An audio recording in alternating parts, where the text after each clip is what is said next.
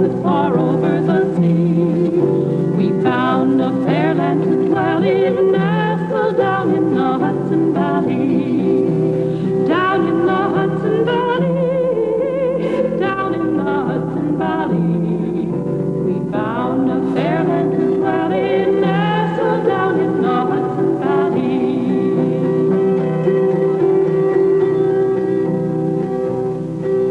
In sight of the mighty Catskills on the banks of the Hudson so grand, our families and businesses flourished in this new and most welcoming land. This new and most welcoming land. This new and most welcoming land. Our families and businesses flourished in this new and most welcoming land. A city of some 30,000 people, Poughkeepsie rests on the east bank of the Hudson, some 75 miles north of New York City. Its location on a heavily traveled river midway between New York and Albany made Poughkeepsie an important shipping and commercial center for more than 2 centuries. The clockworks from the old Dutch church continue to tick away the time in the Mid-Hudson Arts and Science Center as an indication of the rich mingling of past and present in the city. Chartered as a city in 1854, Poughkeepsie adopted the beehive as a symbol of the vitality of its people and industry. In the 20th century, Poughkeepsie's importance as a retail and industrial center declined, largely as a result of the growth of surrounding suburban towns, the flight of the middle class from the inner city, and the movement of many industries to new locations in the south and west. Recently, the city has fought back with large-scale urban redevelopment and the creation of an elaborate shopping mall on Main Street. Much of the old city has been demolished, and many new buildings have been constructed. The results of all this activity are still in doubt, however, and the city faces many problems.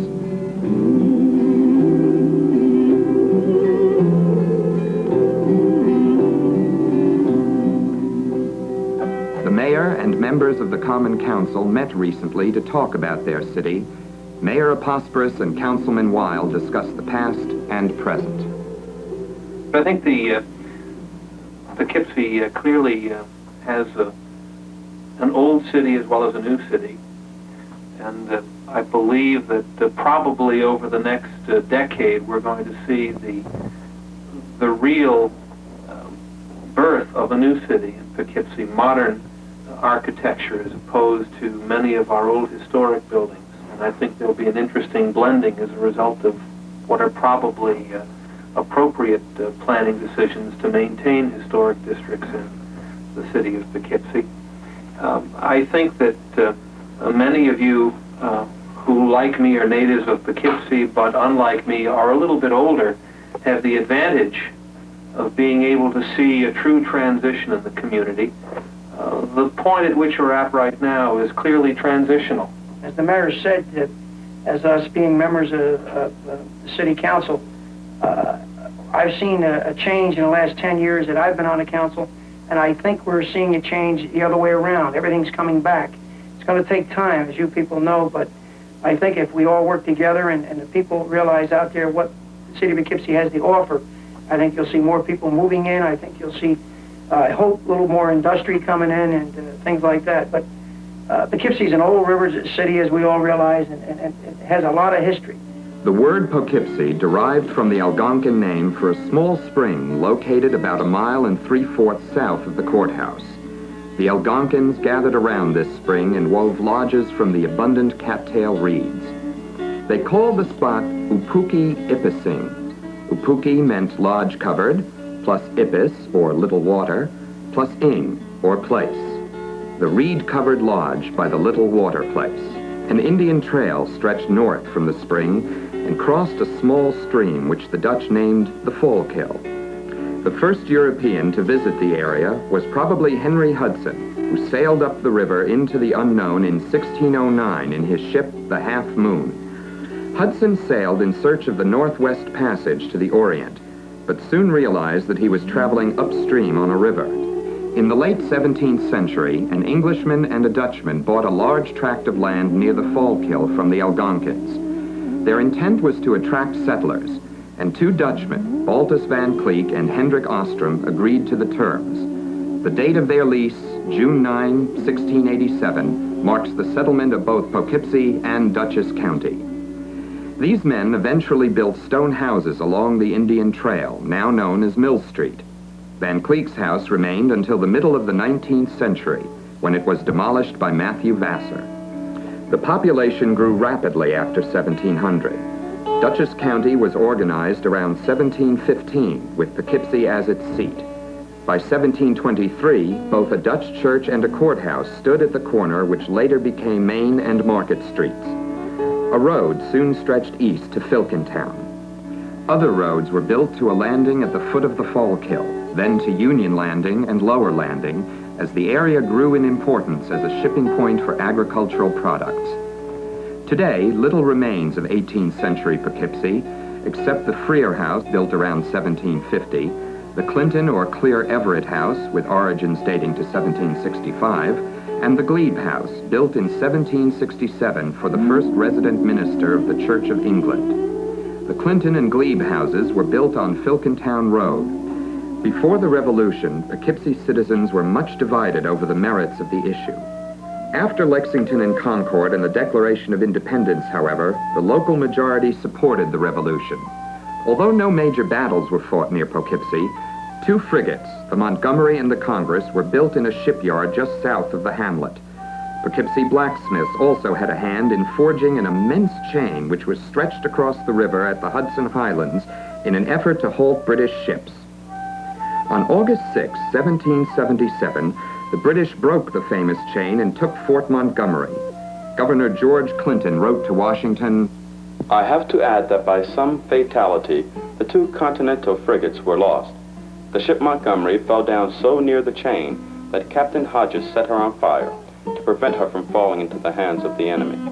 The Congress, unfortunately, getting aground in the flat near Fort Constitution, shared the same fate." In October, a British force of 30 or 40 vessels moved upriver past Poughkeepsie. A cannonball from a British frigate struck the Livingston House. The spot was marked until the house was demolished in 1910. The British fleet sailed north to Kingston, then capital of New York, before learning of Burgoyne's surrender at Saratoga. Before heading downriver, however, the British burned Kingston. With Kingston destroyed, New York needed a new capital, and Poughkeepsie was the logical choice. Governor Clinton had come to the hamlet frequently to visit relatives. By December 1777, Clinton was in residence in Poughkeepsie. Poughkeepsie remained the site of state offices until many years after the end of the Revolution. The second courthouse burned in 1785, and a new structure on the same site was constructed by the end of 1787. In the same year, the National Congress had proposed a new federal constitution. Governor Clinton did not think the state needed such a constitution, as he felt it might limit personal freedom. When the ratification convention met in Poughkeepsie on June 17, 1788, the battle lines were drawn between Clinton and the Federalists Jay and Hamilton. Melancton Smith, Zephaniah Platt, and Gilbert Livingston represented Poughkeepsie, and all Dutchess County delegates opposed ratification. Debate dragged on, and Melancton Smith led the anti-faction. Mr. Smith adds the subtlety of Locke to the candor of Sidney. Hamilton wrote to Madison, "I count little on overcoming opposition by reason. Our only chance will be the previous ratification by 9 states, which may shake the firmness of Clinton's followers." The key states were New Hampshire and Virginia. The break came on June 24th, when news of the New Hampshire vote reached the convention, and on July 2nd, when word arrived from Virginia. The anti-Federalists then began to waver, and Melancton Smith worked for compromise. The final vote came on July 26th, and ratification carried by only 3 votes. The deciding votes were cast by the Poughkeepsie delegates. It was not easy for Smith and the other local delegates to desert their governor. Some called them men who made this memorable and unbought sacrifice of prejudice, error, and pride on the altar of patriotism. Dutchess County was a rich agricultural area. Ferry sloops, much like this replica, moved produce back and forth across the Hudson. By the end of the century, Poughkeepsie had a population of nearly 1,000. In 1799, it was incorporated as a village, and Main Street was extended down to the river in 1800. In 1806, the historic courthouse burned. A new courthouse was built in 1809. To the south sat Lawyers Row, a long building housing the many law offices needed to handle legal matters in a county seat. As grain mills and other small industries developed, a series of mill ponds appeared along the Fallkill to provide cheap power. Robert Fulton's first steamboat, the Claremont, broke the quiet of the village in 1807 as it steamed north, and steamboats soon became a familiar sight on the river. By 1808, there were regular steamboat runs between New York and Poughkeepsie. The Fulton monopoly kept the fare high, $3.50. James Vassar had established a brewery by 1803, but it burned in 1811, and the blaze killed his eldest son, John Guy. The other son, Matthew, made a new start, brewing 3 barrels of ale at a time. A lottery craze swept the country in the 1820s, and George Oakley exploited the trend with his Temple of Fortune on the corner of Main Street and Liberty. The largest prizes were awarded in the literature lotteries, which benefited state schools. Oakley himself won a $50,000 prize in 1826 and sold out, later becoming county treasurer and cashier of the Poughkeepsie Bank. In September 1824, an aging Lafayette returned to Poughkeepsie for a brief visit. The village paid for the breakfast of the general and 65 invited guests at the Poughkeepsie Hotel. During the early 1830s, the village grew rapidly. An improvement party promoted new streets, pavements, and sidewalks. Many streets were laid out which were not actually used until the 20th century. Industry continued to expand, and in 1833, a new Episcopal church rose on the corner of Market and Church. The site now holds the New York State Armory, constructed in 1891. The church on Vassar Street, now occupied by the Second Baptists, was built about 1835. Dutchess County grew in importance as a farming region. In 1844, a great agricultural exposition was held in Poughkeepsie, which attracted the attention of the London Illustrated News. In 1832, the village embarked on a brief but unique adventure as the men and boys of Poughkeepsie went down to the sea in ships to search for the mighty whale. Raise the mainsail. There she blows off the starboard bow. Lower the boats. Pull away, boys. Pull away. The Poughkeepsie Whaling Company was organized in 1832 with Matthew Vassar as a shareholder, and the Dutchess Whaling Company began operation a year later with George Oakley as treasurer. The venture did not start well, as the Poughkeepsie Company lost its first ship when the crew mutinied and killed the captain, and a second ship sank on the rocks just off Chile. One of the Dutchess Company's ships, the New England, was mentioned in Richard Dana's 2 years before the mast. At 2 p.m. we saw sail on our larboard beam, and at 4 we made it out to be a large ship steering our course. He ran down for us and answered our hail as the whale ship New England of Poughkeepsie, 120 days from New York. His boat's crew were a pretty raw set, just out of the bush, and as a sailor's phrase is, hadn't got the hayseed out of their hair yet. Dutchess Whaling had some success and eventually acquired the assets of the Poughkeepsie Company. It built a whale dock just north of the Fallkill and continued in business until 1844, when the market for whale oil and spermaceti declined. By the end of the 19th century, the Poughkeepsie Glass Works occupied the site, and the only remaining trace of the whaling industry was a small blacksmith shop which had produced harpoons for the local men who had sailed around the world in search of fortune. Ironically, it appears that the last years of Poughkeepsie whaling were the most successful in terms of oil and bone gathered. Poughkeepsie was chartered as a city in 1854. The population had reached at least 10,000. The earliest photos depict Maine east of Liberty, and then Maine at Washington, with Sweets Hotel on the right. The commercial district looks dusty and crowded. The old Dutch church on Main burned in a spectacular fire. The greatest sight of all was the burning steeple. A new church soon grew from the ruins, and although that church is also gone, the face from its clock looks down from Zimmer Brothers Jewelry Store. and the mechanism from the clock resides in the old 1831 City Hall, still ticking away the hours and years and centuries of Poughkeepsie. Local citizens generally supported Lincoln's election in 1860. After the firing upon Fort Sumter in 1861, they responded eagerly to Lincoln's call for the first 75,000 volunteers. A liberty pole was erected in the middle of Market Street near the corner of Main and remained in place until after the war. As the conflict dragged on, the draft with its lottery wheel became necessary and people grew impatient. A cannon for the famous ship Monitor was cast in Poughkeepsie and now graces the library lawn. The news of Lee's surrender in April 1865 brought the city alive during the night. Prominent citizens organized themselves into squads to awake the slumbering inhabitants and inaugurate a grand rejoicing. Lincoln's assassination brought a quick end to the celebration. Men, pale with anxiety, walked the streets with horror depicted on their faces.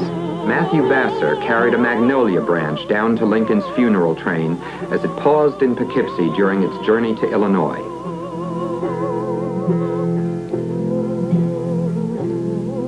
After the Civil War, Poughkeepsie enjoyed a period of expansion which lasted into the 1870s. Banking and retail business flourished on Main Street.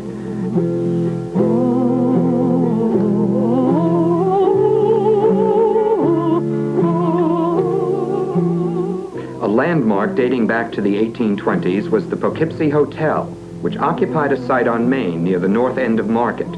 Lafayette's breakfast was held there, as well as many debates during the Civil War. Market Street ended at Main until the 1920s. The Collingwood Opera House was built in 1869 and still exists today as the Bardavon. Its creator was James Collingwood, a lumber and coal dealer who wished to give his city the finest opera house money could buy. The original stage and auditorium were elegant. To see the actual theater exterior, one must walk behind an office building which separates the auditorium from the street. Saved from demolition in the 1970s, the theater has recently become the Poughkeepsie home of the Hudson Valley Philharmonic.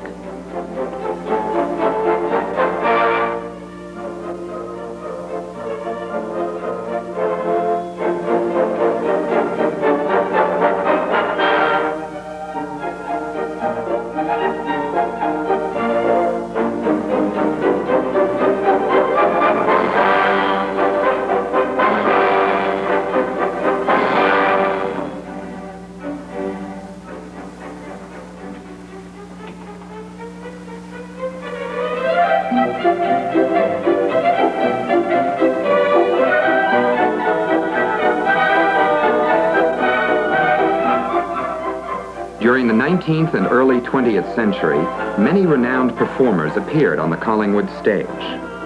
Edwin Booth, Lillian Russell, George M. Cohan, Sarah Bernhardt, Maud Adams, Paderewski, John Philip Sousa,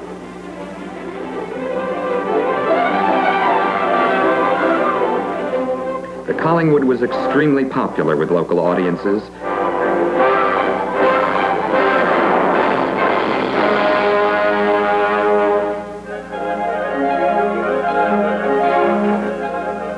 Twice redecorated, in the 1920s it became a movie theater called the Bardavon, showing the films of Mary Pickford and others. Due to declining movie attendance and a general erosion of the inner city, the theater closed in 1975 and was scheduled for demolition. But a group of citizens, under the leadership of Steve and Julie Dunwell, organized an effort to save the historic building. After considerable struggle, they succeeded, and the theater has been reborn as the Bardavon 1869 Opera House.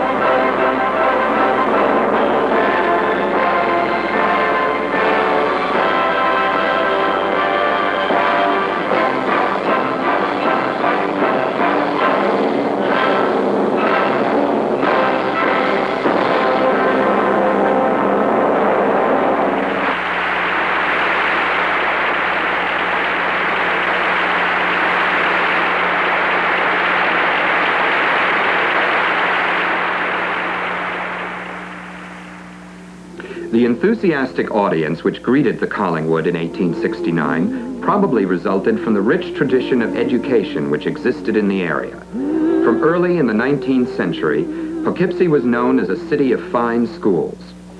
Among the most famous was College Hill School, or the Collegiate Institute, built in 1836 in imitation of the Parthenon on the highest hill in the city. Members of the Improvement Party were chiefly responsible for its creation. By 1917, the property had been donated to the city for a park by William Smith. The old building burned, but was replaced by a pavilion which retains the same Greek aura of the original structure.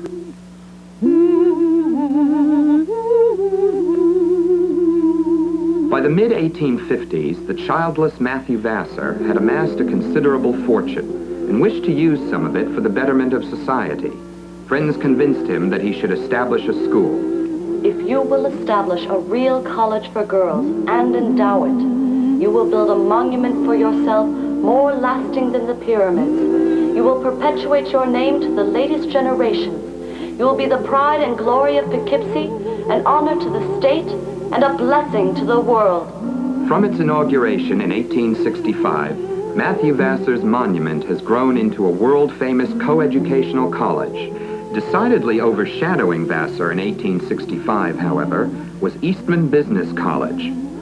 Harvey Eastman came to Poughkeepsie in 1859 and began his college in one rented room. Eastman happened to be an advertising genius well ahead of his times, however, and soon flooded prospective students all over the country with elaborate brochures depicting an extensive array of college buildings. Reality turned out to be considerably less splendid than the advertising, and the students arriving in Poughkeepsie from afar were dismayed to find that the college consisted of only a few rented rooms scattered about midtown.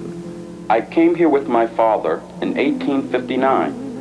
But when I inquired for Eastman's College, no one had heard of such an institution. But by good fortune, we happened to meet Mr. Eastman at the Poughkeepsie Hotel, where we had gone for dinner. Eastman knew how to teach, however, and employers were pleased with the quality of his graduates. School offered training in penmanship, banking, stock trading, telegraphy, merchandising, and other skills.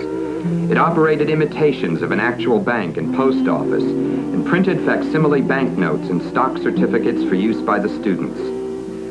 A famous part of Eastman's promotional scheme was the college band, a group of paid professionals who performed at public events all over the East Coast. The band marched in Lincoln's funeral procession and accompanied the ghost train from Washington as far as Albany.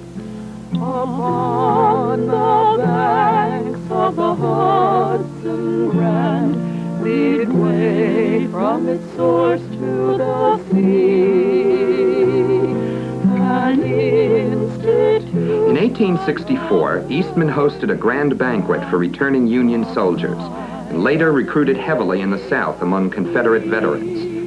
The college enrolled as many as 2,000 students in the late 1860s and attracted young men from all over the nation, as well as much of the world.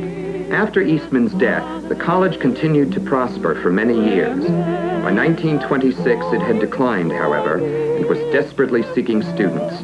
By the end of the 20s, it was simply a memory. In the 1840s, the Harlem Railroad laid track through eastern Dutchess County, and Vassar and others feared that trade would be diverted from Poughkeepsie. Thus, Poughkeepsie businessmen raised $3 million in 1847, and work began on the Hudson River line. By the end of 1849, the track had been completed to Poughkeepsie. The dirt and noise of the railroad greatly altered the character of the waterfront and disturbed the lives of those who owned fine houses low on the bluffs. Many families moved up the hill and built new houses on Hamilton and Academy and in the historic Garfield Place district. The old railroad station was a small building near Main Street.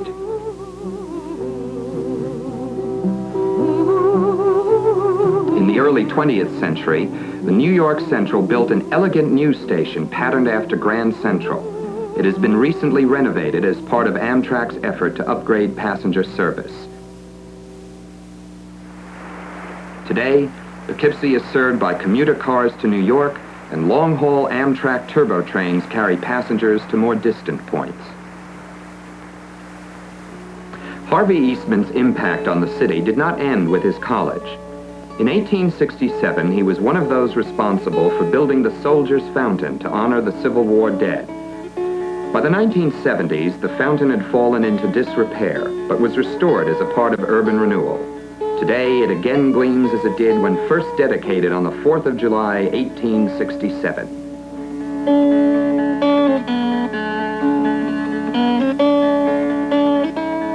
In the same year, Eastman also threw open the gates of his private park to the people of Poughkeepsie. Eastman Park once boasted a pond with a bandstand in the center. In winter, the pond was allowed to flood a neighboring athletic field, which became an ice skating rink. Eastman hoped his park would become the Central Park of Poughkeepsie. In 1872, he began building 23 townhouses on a terrace overlooking the park and promoted the elegant dwellings in a 27-page brochure. Each house includes Dr. Nichols' patent furnace, a bathroom, a billiard room, a tank room, a wine room, a linen closet, a dumbwaiter, gas for light, and Foster's pneumatic bells. They provide hallowed memories of history and purity of atmosphere. For once, however, Eastman failed. Only 10 houses were completed, and he was forced to put those 10 up for auction in June 1873. Eastman had invested $150,000 and eventually sold the 10 units for $90,000. After many years of neglect, the old townhouses are today being acquired by young people who intend to return them to their former splendor. Eastman also had a hand in promoting the most complex enterprise of the period, the building of the great railroad bridge across the Hudson. Railroads sprouted like weeds after the Civil War, and in 1869, work began on a road called the Poughkeepsie and Eastern, which eventually stretched to the Connecticut line. The P&E lost money, prompting shareholders and a local engineer, P.P. Dickinson, to propose a bridge across the river as a link between the coal fields of Pennsylvania and the cities of New England.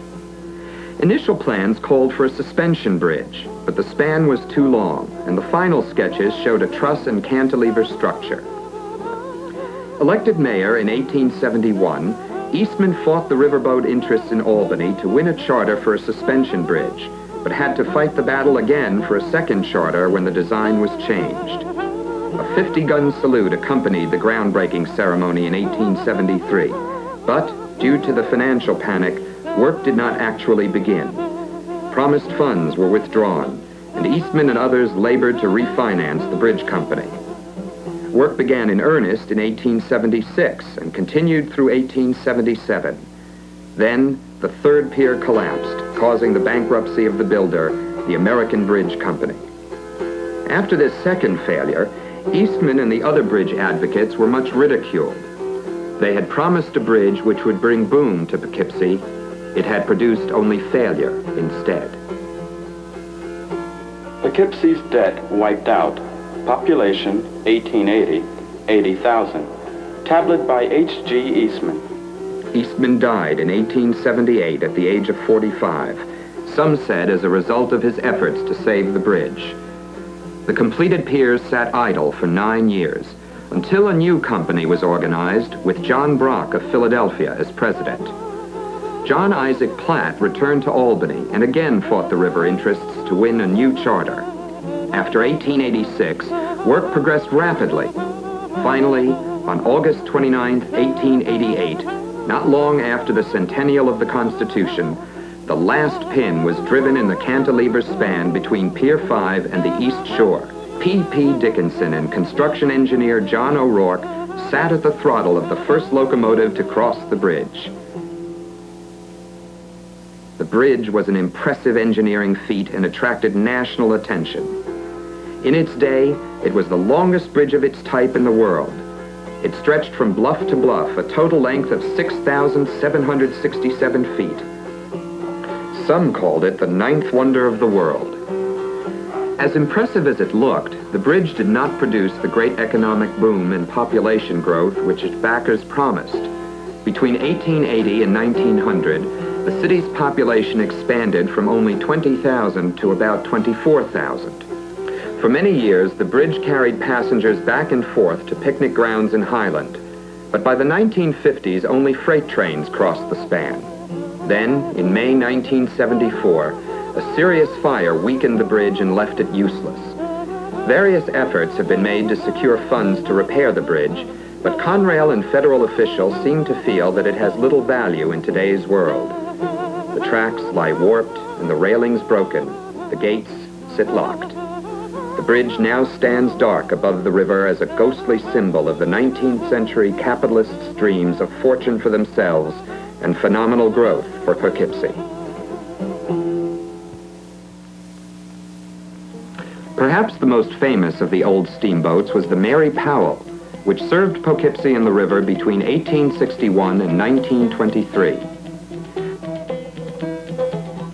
The old Exchange House Hotel welcomed steamboat travelers until the 1890s. A variety of day liners docked at the city. Boats heading south from Albany often passed those traveling north from New York near Poughkeepsie. The river steamboat enjoyed its greatest popularity in the pre-railroad period between 1815 and 1837. Boiler explosions were a common occurrence. For a time, steamboat companies advertised the advantages of passenger barges. Our passengers will be thus carried at such a safe distance as to be out of all danger, should any accident happen to the boilers, and they will be freed from the noise of the machinery. By the late 19th century, commercial sailing craft had virtually disappeared from the river, although an occasional coal schooner could still be seen. In 1878, Captain John Brinkerhoff purchased the ferries and freight boats of the Poughkeepsie Transportation Company and built a fine mansion on South Hamilton Street. He moved the ferry terminal from the Upper, or Fallkill Landing, to Main Street. Both the Upper and Union Street landings were largely abandoned by 1900. Transportation Company freight boats made frequent runs from the city until after the 1930s. They sometimes found themselves caught in the ice and had to be rescued by the ferries. Two ferries ran back and forth to Highland, passing each other in midstream. Many people still living in Poughkeepsie remember trips across river in the Brinkerhoff. The ferries continued to operate until the late 30s, even after the Mid-Hudson Automobile Bridge had been completed. During the 19th and early 20th centuries, thousands of immigrants moved into Poughkeepsie. Irish, Germans, Italians, Poles, Russians, Greeks, Armenians, and more. They came to work on the railroad bridge and in the many industries which had developed in the area. They lived in crowded quarters in ethnic districts in the lower city. The children played along the Fallkill and the river. During the latter 19th century, the old mill ponds along the creek were gradually drained, and the first sand filtration water system in the nation made Poughkeepsie a healthier place in which to live. Pelton's Pond disappeared last. The immigrants' hopes for the future of their children lay mainly with public education. W.W. Smith School, new in 1913. The old high school on Washington Street. Poughkeepsie industry offered many different employment possibilities. In a new plant built in 1904, the Poughkeepsie Foundry produced, among other items, 3-cylinder steam engines for boats and fire wagons.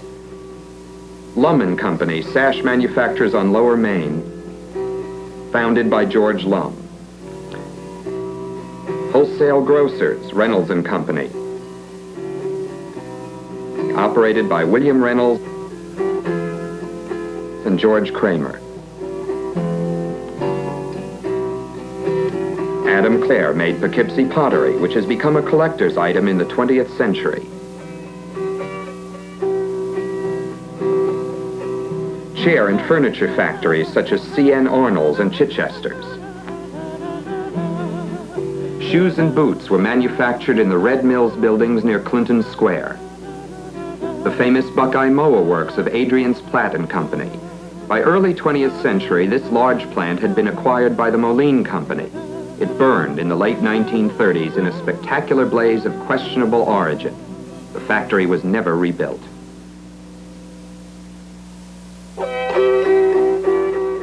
The de Laval Separator Company of Sweden established a plant in 1892 south of the old Lower Landing. The Lane Steamer Auto was manufactured in Poughkeepsie, and from 1909 to 1913, the Fiat Company of Italy assembled cars in what is now the Western Printing Plant. There were clothing manufacturers, such as the Underwear Factory, which employed dozens of women in cramped, sweatshop-like quarters. A paper box factory flourished after the turn of the century in the 500 block on Main. The black community dates back to pre-revolutionary times when slavery was common in the region. It was not abolished in New York until 1830. Familiar 19th century figures included Henry King, a chimney sweep who traveled up and down the valley. Old Jess, a refuse collector. And R. Slonzo Brown, who operated a shop at 285 Main. As late as the mid-20th century, however, conditions for blacks in Poughkeepsie were difficult, as described by City Councilman Stanley. I can remember when I came here, I couldn't get an apartment. My wife and myself and my daughter, we had to live in one of our friends that we met, had to live in one room over there and use our study. And it took me about 6 months before I could get an apartment. And to get a house was unthinkable. But within about 3 years, I saw a tremendous change, because in the process of seeing that, I was part of a movement to get a voters' league started here. And we brought the registration for minorities up from 200 to 1,000 in 1 year.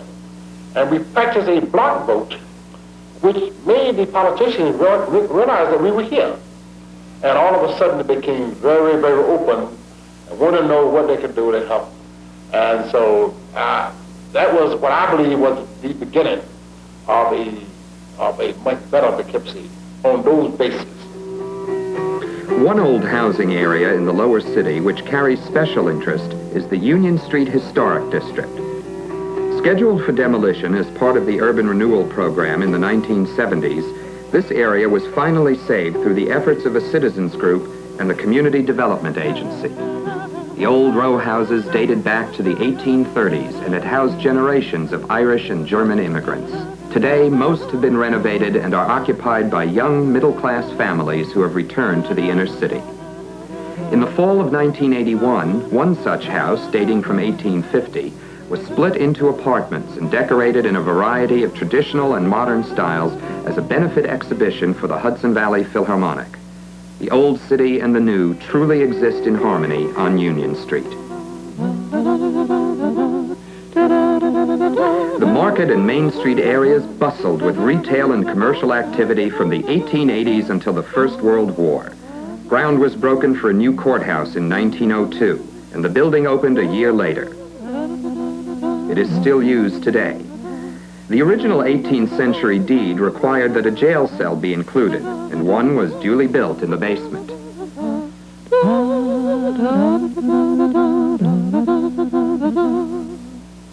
The Poughkeepsie Savings Bank building was erected in 1874, and in 1909 stood gaily decorated for the Hudson-Fulton Exposition. Replicas of both the Half Moon and the Claremont traveled up the Hudson and made stops at river towns. The old post office sat next to the courthouse on the site of the present county office building. And the Nelson House was the leading hotel of the period. It was an elegant establishment with fine rooms for visitors and facilities for banquets and celebrations. Today, the building is used as an annex for expanding county offices. 1880 produced a parade on Main Street to promote the Garfield Arthur presidential campaign. A walk up Main Street before the First World War would have presented the shopper with a surprising variety of retail activity. Sweet and Carmen ran a livery stable at 110 Main. Martin Brothers Hats at 144 Main.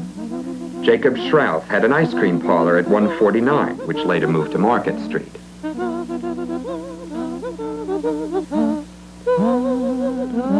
From the 1850s on, Sweet's Restaurant had been located at 161 Main. Restaurant prices were unbelievably reasonable, but a dollar was worth 100 cents in those days.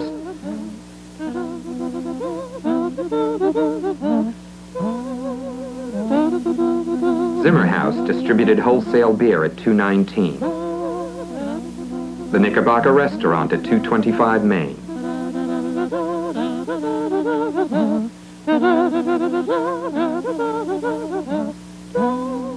The old YMCA on the corner of Washington. Poughkeepsie Trust next to the old City Hall. Kramer's Grocery at 241 Main. The Busy Bee Restaurant at 269. And Jacob Steiner, oculist, upstairs. W.J. Knoll, the tailor, at 275 Main.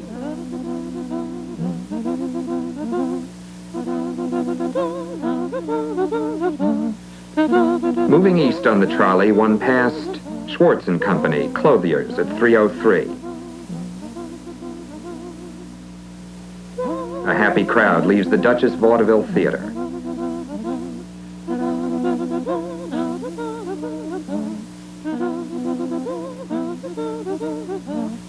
Continuing on the trolley, a rider passed the theater and Doty and Humphrey's Drug at Main and Crannell Streets.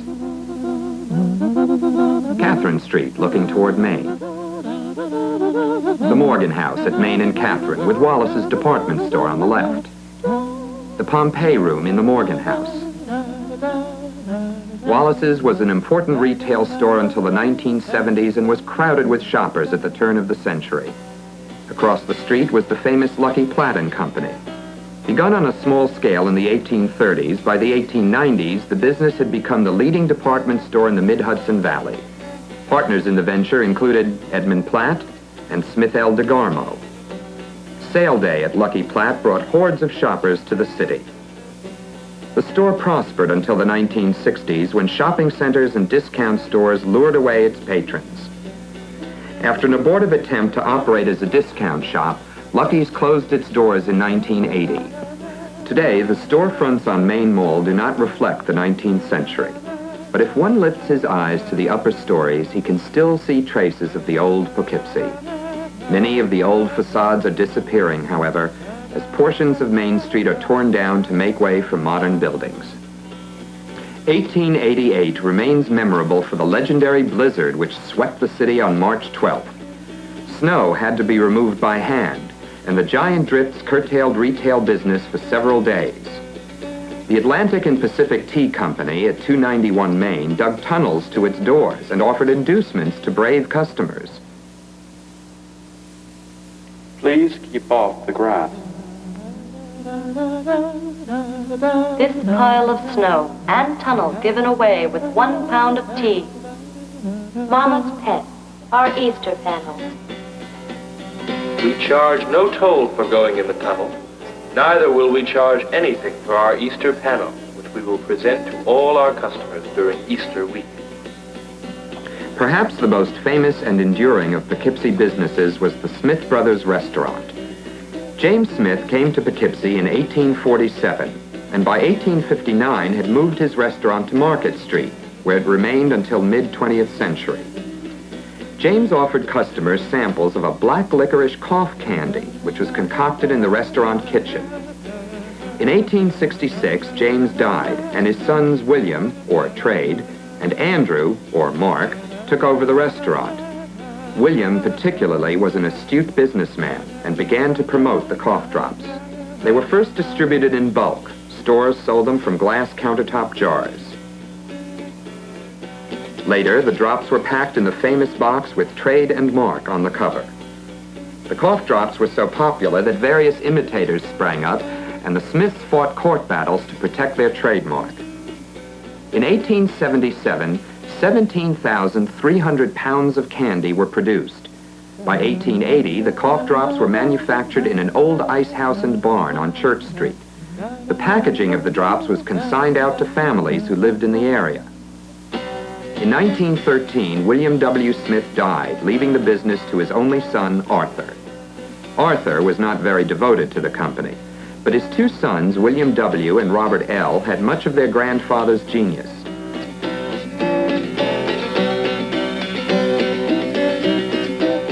A new plant was built on North Hamilton Street in 1915. A second plant opened in Indiana in 1920.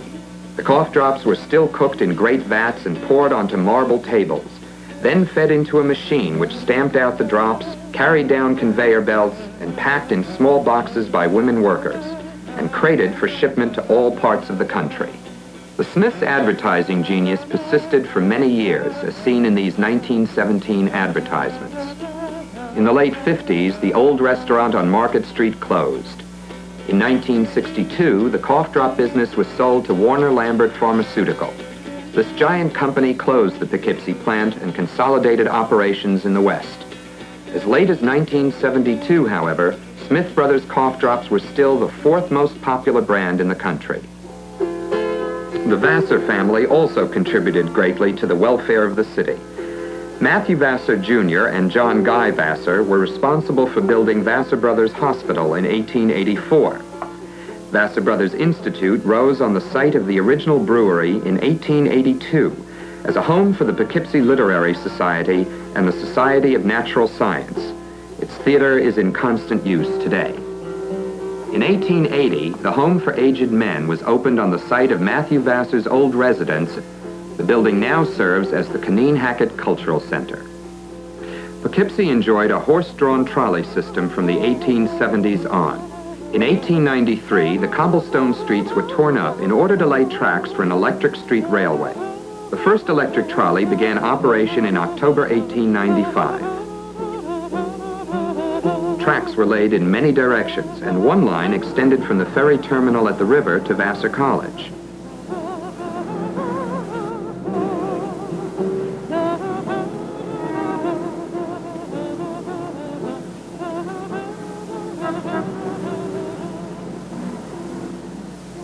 Electric trolleys were a familiar sight on city streets until the late 1930s, when buses began to replace the old vehicles. One by one, the trolleys were abandoned and carted away by truck. This trolley ended its life as a turkey coop on a farm somewhere in Dutchess County. Today, the old trolley tracks have virtually disappeared, and a fleet of modern buses serves the city. The people of Poughkeepsie have always participated energetically in a variety of sports and recreational activities. Bicycling and bicycle racing were enormously popular in the 1880s and 1890s. For a time, the Bicycle Club had its headquarters in an old house on Mansion Square. Races took place at the old driving park off Hooker Avenue. This track existed well into the 20th century, but much of it was eventually developed into a housing subdivision. The remainder was donated to the city as Spratt Park. In the past, Poughkeepsians spent much time along the banks of the Hudson, and ice boating was a popular winter sport. The area was a national center for ice boating. Numbers of large ice boats or yachts could be seen skimming across the river. One such boat, the Icicle, owned by James Roosevelt of Hyde Park, was the champion of America in 1888, 89, 92, and 99. Ice boating continued near Poughkeepsie until the mid-20th century, when river and ice conditions forced enthusiasts to move further north on the Hudson or onto inland lakes. Perhaps the most famous sporting events held on the river in Poughkeepsie were rowing contests. Races between crews from river towns began as early as the 1830s.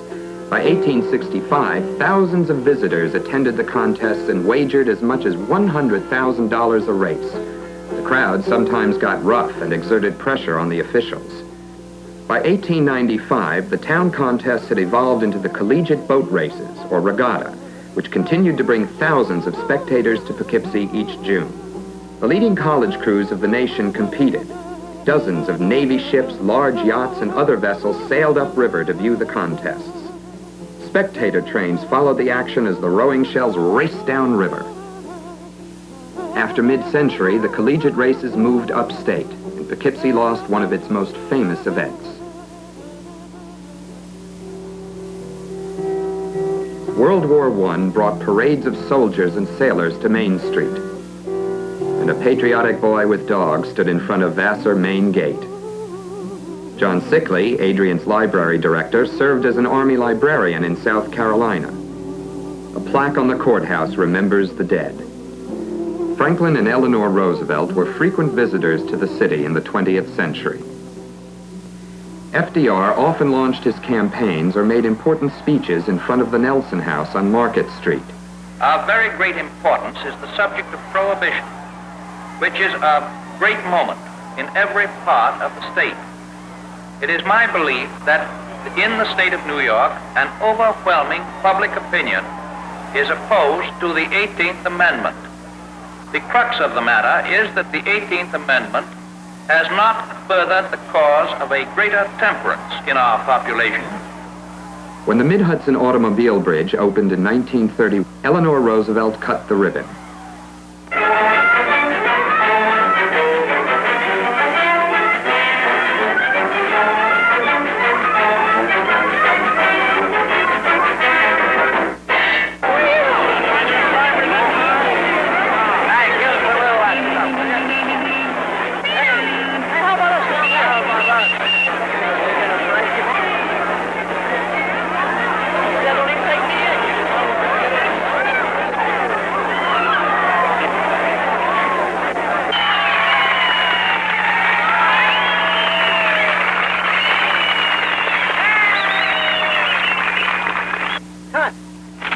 Now on this side.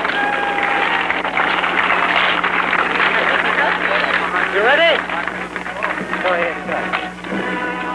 Right.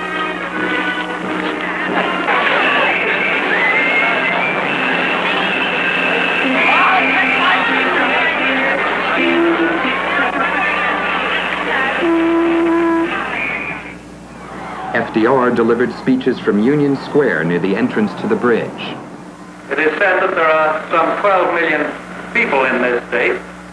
If that is so, I think that 11,999,000 of them write letters to me. It takes quite a while to open the mail, and very often I can't do very much to help. In the fall of 1980, the city celebrated the 50th anniversary of the Mid-Hudson Bridge. A parade of antique cars crossed the span, and dignitaries such as Congressman Hamilton Fish Jr. attended. Town Supervisor Buckholz and Mayor Aposporus exchanged quips concerning ownership of the river. For those of you who do not know, the City of Poughkeepsie's line is the shoreline. The town of Poughkeepsie owns from the shoreline to the middle of the river. Mrs. Buckholz has just solved a very, very grave problem for me. For some time now, it has been acknowledged that the City of Poughkeepsie is responsible for not filtering the contaminants out of the water. Now that we have learned that it's the town of Poughkeepsie's water, we know where to point the finger. And now, ladies and gentlemen, our national anthem.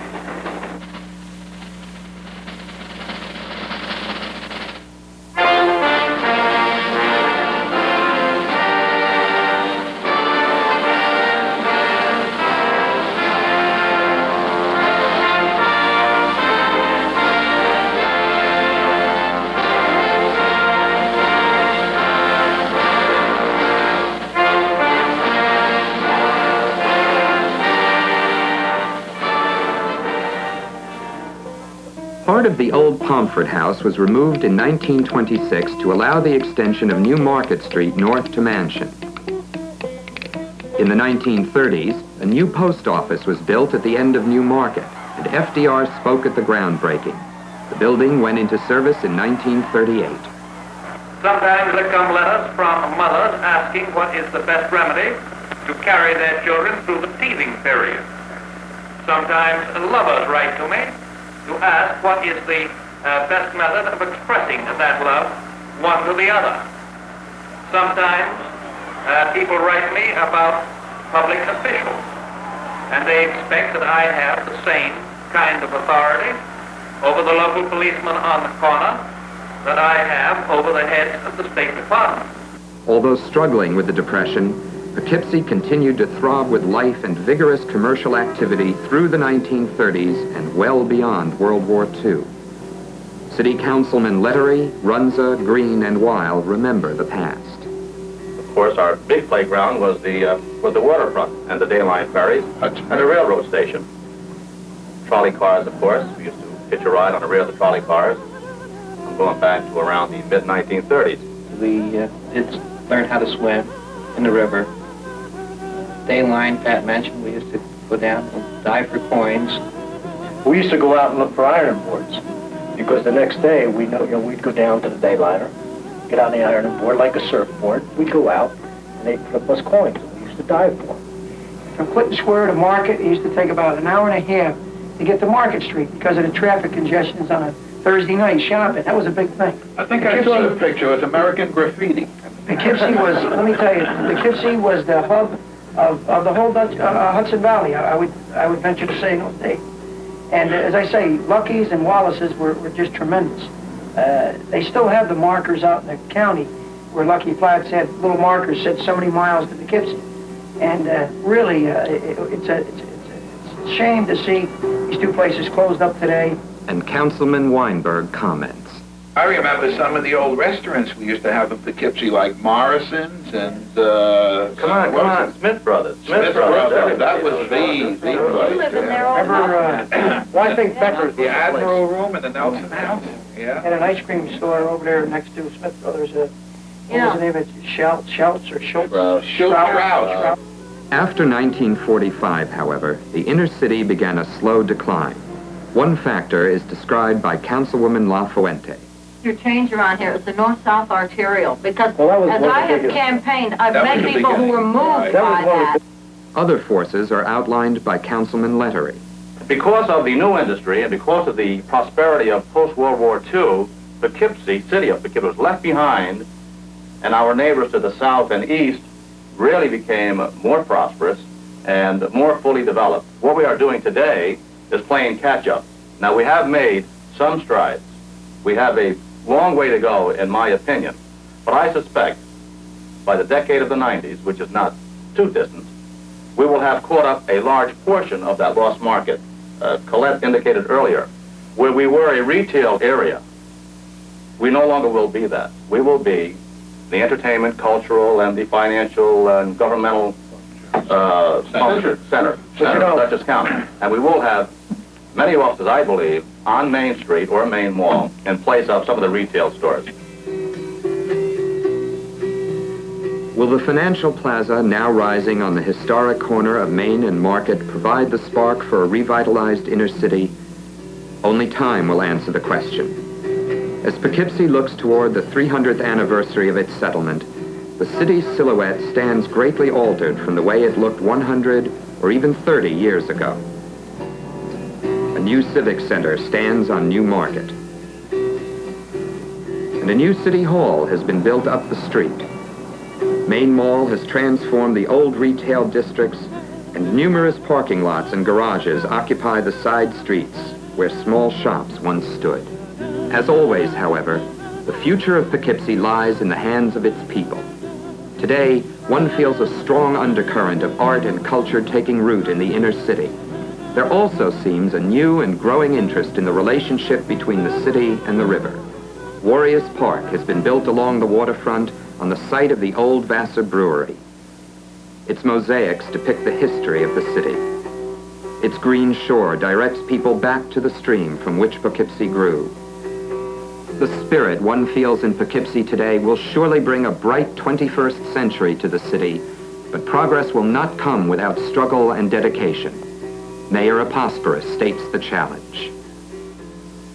We're trying at a time when the national economy is bad to, in some cases, rekindle development efforts, in other cases, create from the ground up. And it won't happen without a great deal of optimism and without a great deal of hard work. A city on the Hudson. Poughkeepsie, New York, 1687 to 1987. From reed huts which stood near an Algonquin spring to a busy city of 30,000. Poughkeepsie has seen much struggle and pain and much success and happiness in its 300 years. As the mechanism from the old Dutch clock continues to stroke the minutes of Poughkeepsie history, past and present seem to merge. And one feels certain that the challenge of the future will be met.